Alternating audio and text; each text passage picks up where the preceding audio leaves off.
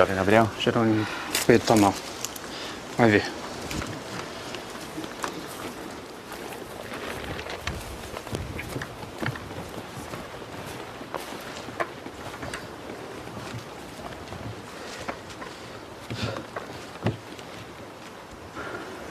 Jerônimo, meu bom amigo.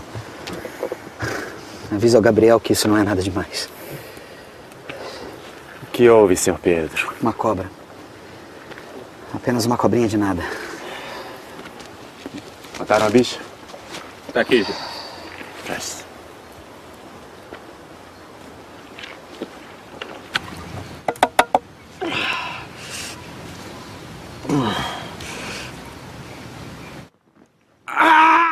Arde mesmo. Quanto pior a ferida, mais doloroso o tratamento. Sinal que está dando certo.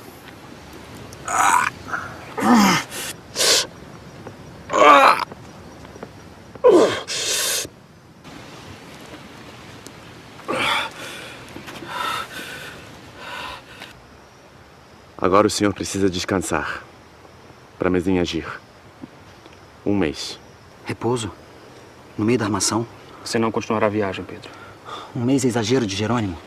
Amanhã mesmo estarei de pé. Já conversei com o senhor Vieira do Prado, está decidido. A armação não pode esperar. São quase 100 pessoas sedentas para encontrar o Gentil. E o que eu farei, meu irmão? Jerônimo, nosso melhor guia, conduzirá você de volta para São Paulo. Januário e Firmino serão seu transporte. Gabriel, você irá abrir mão de 3 dos nossos melhores administrados? Essa viagem não dará certo. Não importa. Você precisa voltar para São Paulo. São e salvo.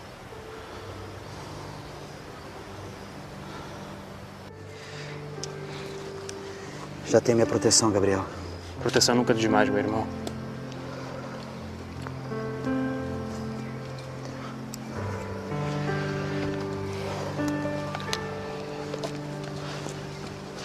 Jerônimo, confie a vida de Pedro em suas mãos. E tenha certeza de que o velho Antunes o recompensará.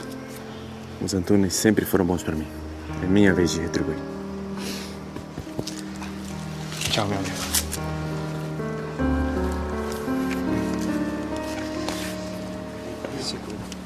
A gente deve se esquecer da imagem que a gente tem de São Paulo hoje, né, como a potência econômica da federação. Né? São Paulo, na época, é uma capitania de 2ª categoria, de 2ª ordem na distribuição econômica da colônia. Apenas do ponto de vista demográfico, né, Salvador, em 1700, teria por volta de 40 mil pessoas, Recife, 30 mil, Rio de Janeiro, 4 mil, e a pobre cidade de São Paulo, apenas 3 mil pessoas. Né? Portanto, a distribuição de poder estava bastante concentrada no Nordeste e no litoral nordestino. Então, São Paulo mantém uma independência muito expressiva em relação aos desígnios da coroa. É sempre lembrada nos documentos coloniais como uma população rebelde, uma população altiva, uma população que não se dobra aos desígnios da coroa.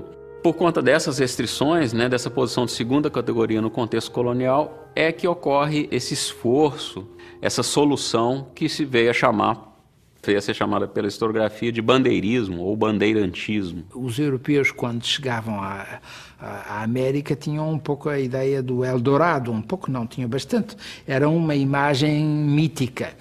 E os paulistas perseguiam um misto de pragmatismo e de sonho, procurar o Eldorado, mas simultaneamente mão de obra, que depois forneciam, mão de obra indígena. E as bandeiras, contrariamente ao que normalmente se pensa, eram constituídas por um núcleo reduzido de brancos ou mamelucos e por um núcleo fundamental de indígenas aliados.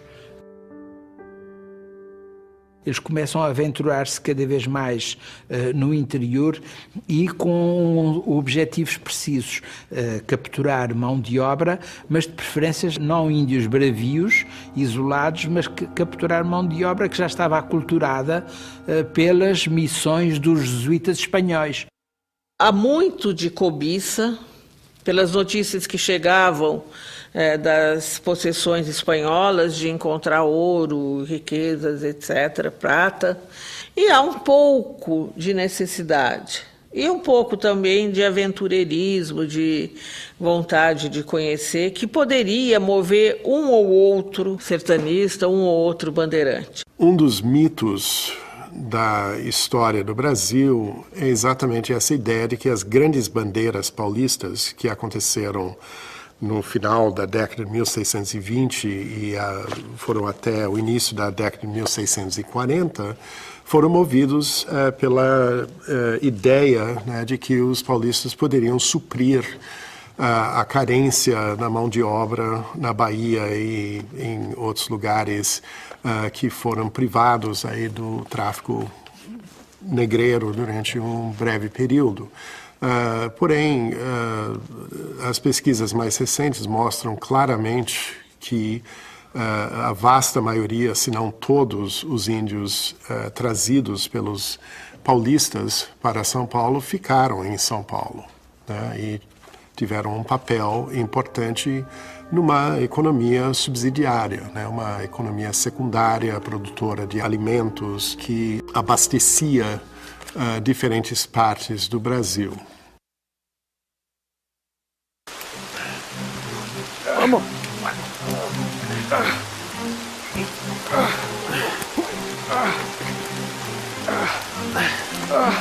Vamos! Isso!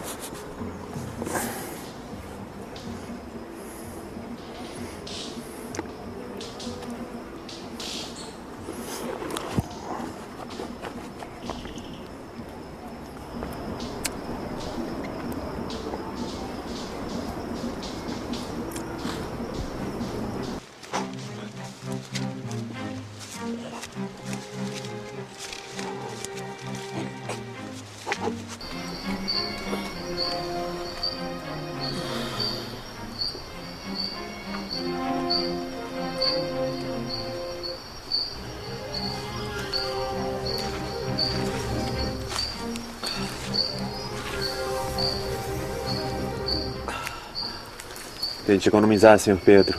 Temos pouca água. Tem cheiro de fruta boa na região. Isso é um sertão da fome. Temos mel e bichos de taquara. Amanhã procuramos água e comida. O universo cultural dos portugueses, dos nativos, se aproximou, se entrelaçou de várias maneiras, não é?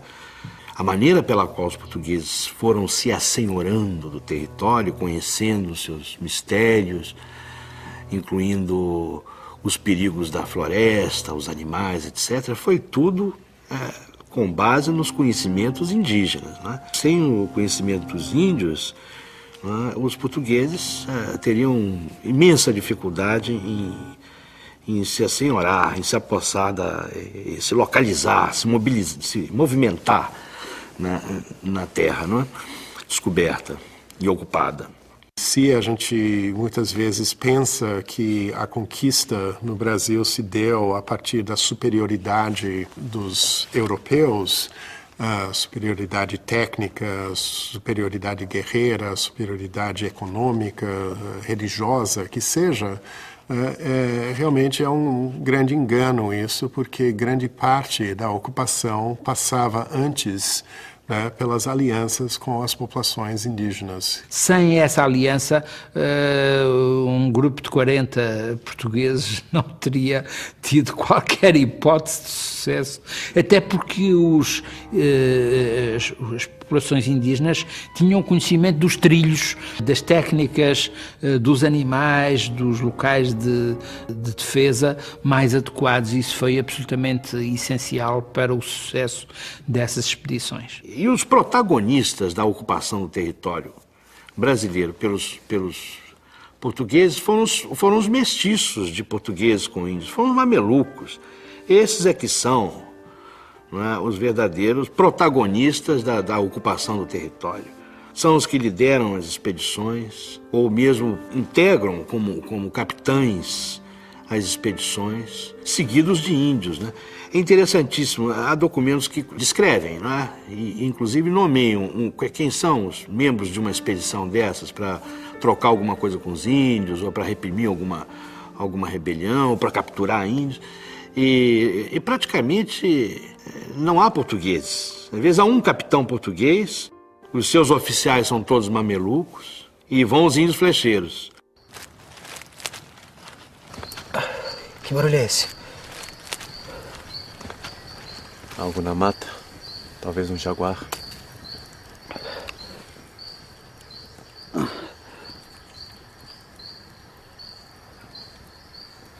Ele se foi, por enquanto.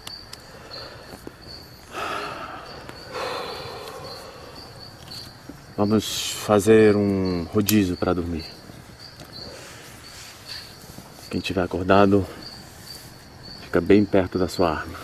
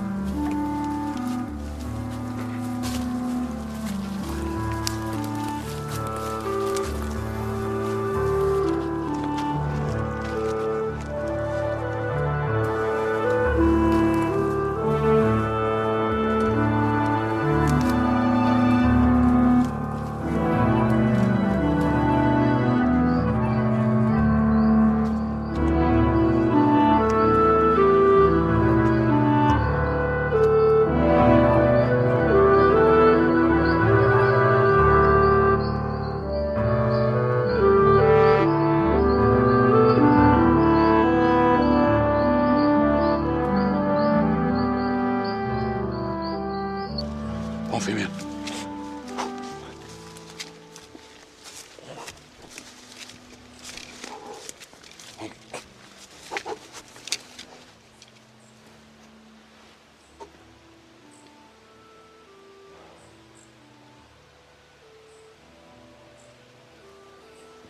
Brisa fria vem de lá.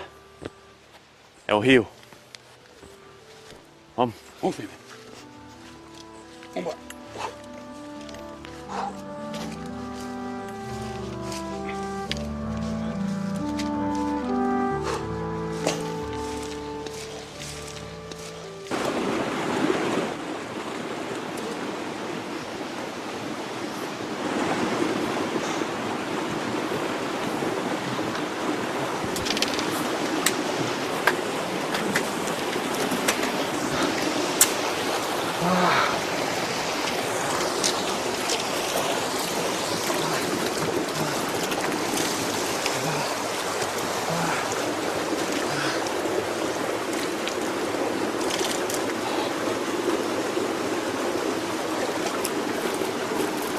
Jerônimo!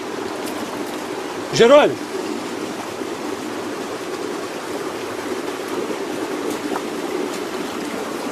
Tá vendo o que eu tô vendo? Tá vendo? Pedregulhos pretos? Ouro preto, Jerônimo. É ouro preto. É ouro, Jerônimo. Ouro preto. Eram homens muito rudes, sem nenhum preparo, sem nenhum conhecimento e sem nenhuma curiosidade intelectual. É surpreendente, todo esse movimento não deixou um livro de memória. Eles simplesmente, me parece que eles vão para procurar ouro, para enriquecer, para garantir a sua subsistência e coisas assim. Não há nenhum momento de grandiosidade deles próprios nessa história toda. Paulistas estavam entre os povos mais violentos, né, a população mais violenta da época com relação ao índio. Era escravizar o que fosse possível, né, trazê-los acorrentados ou amarrados em cordas, em fila indiana, seguindo para São Paulo, centenas e milhares de pessoas amarradas em corda em fila indiana, ou dizimar os que fossem rebeldes e fossem refratários à conquista. Há uma visão de que os índios vêm sendo continuamente destruídos na história do Brasil. E se pergunta, por exemplo, o litoral do Nordeste, quando os portugueses iniciaram a cana-de-açúcar, não tinha grupos indígenas morando lá? Onde estão esses índios? Né? O que aconteceu com eles? Quem os destruiu? Né? As regiões onde os bandeirantes não chegaram, os índios também foram destruídos. Então há uma ideia que, na cabeça dos historiadores, que se reconhece sim que os bandeirantes destruíram grandes grupos indígenas e um grande número de indígenas. Mas a destruição do indígena não foi exclusividade do bandeirismo.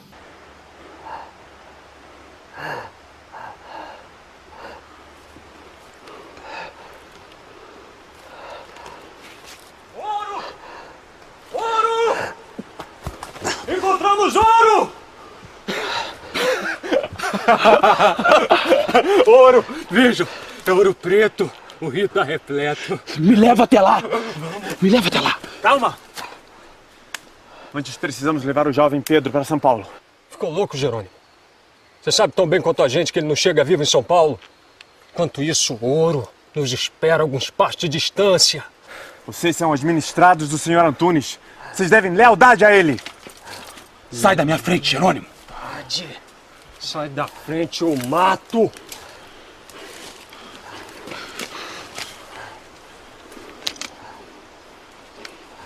Pense bem, meu velho. Deixa ele aí. Nunca te trataram como filho. Nunca te trataram como irmão. O velho Antunes não tem você como filho, não. Para eles, você é apenas um escravo. Nada mais. Me leva até lá! Vem! Vem!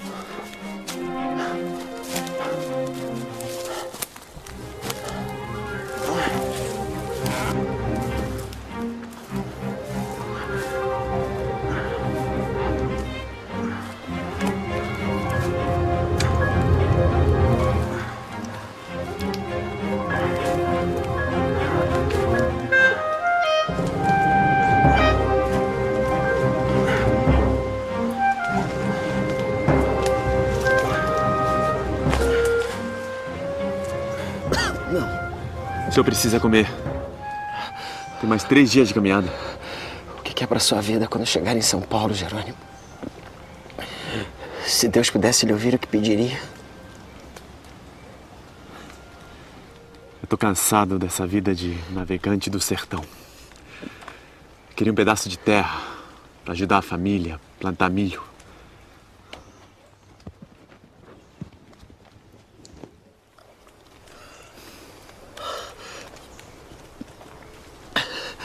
É a oração de São Marcos. Um padre que escreveu para mim. Eu não leio, mas eu tenho de cor. Um dia São Marcos bateu à porta de Jesus Cristo, que ele perguntou o que queria. E ele respondeu: vim guerrear com os teus inimigos, Senhor.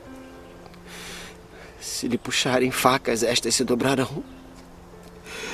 Se lhe puxarem espadas, estas virarão batedeiras de algodão. Se lhe puxarem armas de fogo, cairão peixes e a água sairá de seu cano. Se lhe puxarem porretes, estes virarão hoxas. E quem fizer essa oração terá 100 anos de perdão. Amém. Entregue esta oração a meu pai, Jerônimo. O velho Antunes entenderá o recado. Não. Fique com ela. O senhor vai poder entregar pessoalmente. Não. Faça o que eu digo. Essa oração lhe ajudará no que quer.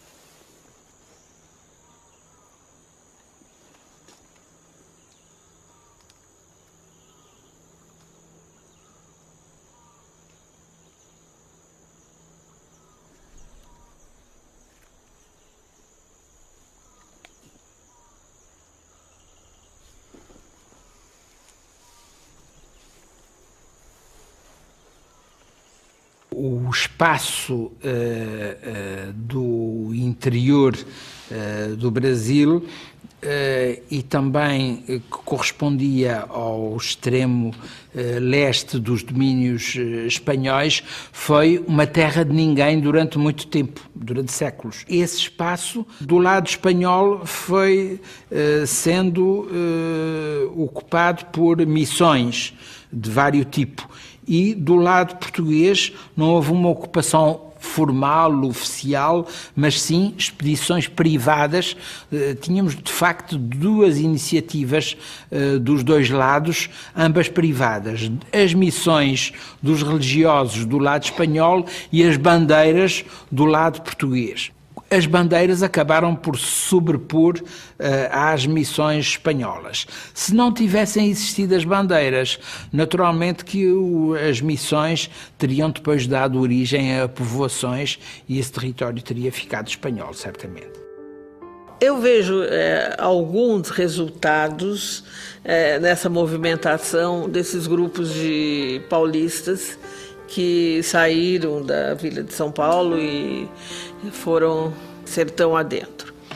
Um primeiro momento, sem querer absolutamente cair na apologia ou no ufanismo do bandeirante, mas reconhecer, primeiro, as caminhadas bandeirantes levaram à descoberta das minas de ouro e levaram à expansão territorial do Brasil.